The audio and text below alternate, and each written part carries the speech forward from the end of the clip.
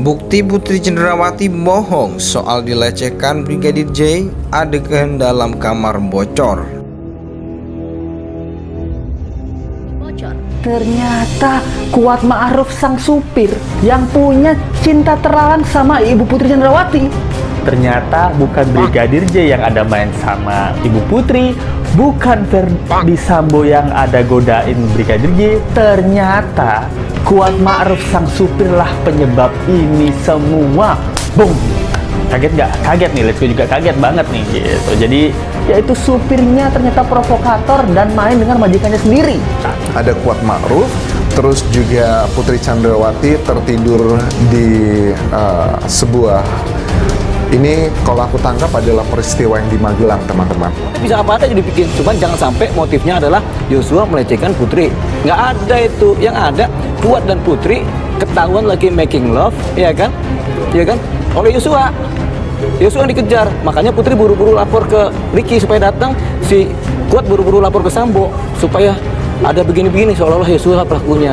Padahal Yosua ini korban. Tapi bukan. Terutama kasus motif-motif ini ya, kita udah pernah mikirin apa? Kita udah pernah mikirin bahwa Brigadir Joshua itu punya hubungan terlarang sama Ibu Putri. Terus kita juga pernah mikirin bahwa Ibu Putri ini benci banget sama Yosua alias benar-benar cinta. Woi, terus kita juga pernah pikir bahwa Ferdi Sambo biseksual dan goda-godain ajudannya serta goda-godain Joshua. Wow.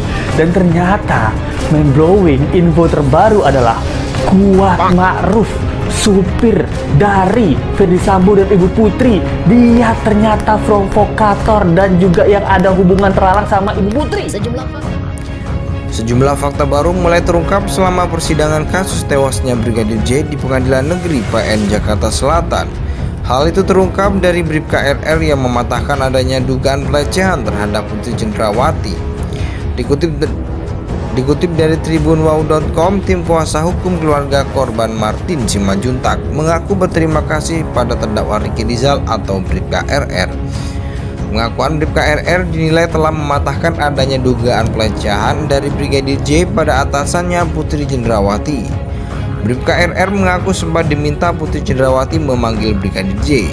Hal itu terungkap dari Bribka RR yang mematahkan adanya dugaan pelecehan terhadap Putri Cenderawati.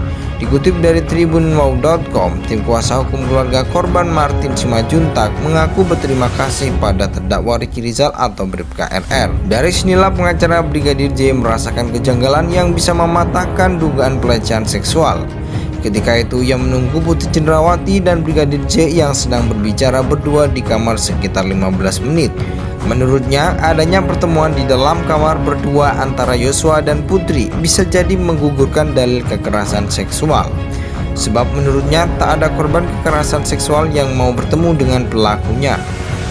Dalam penuturannya, Ricky Rizal menerangkan kronologi kejadian, yakni selama ia berada di Magelang mendampingi Putri Cenderawati dari Selasa 5 Juli 2022 hingga berangkat ke Jakarta pada Jumat 8 Juli 2022.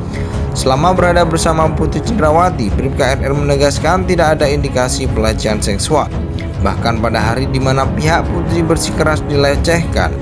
Sejumlah fakta baru mulai terungkap selama persidangan kasus tewasnya Brigadir J di Pengadilan Negeri Jakarta Selatan. Termasuk dugaan pelecehan terhadap Putri Cenderawati terbantahkan di persidangan. Kak Seto kena prank Putri Cenderawati. Seto Mulyadi atau Kak Seto sempat menjadi sorotan karena mendukung penangguhan penahanan Putri Cenderawati di awal-awal kasus pembunuhan Brigadir J.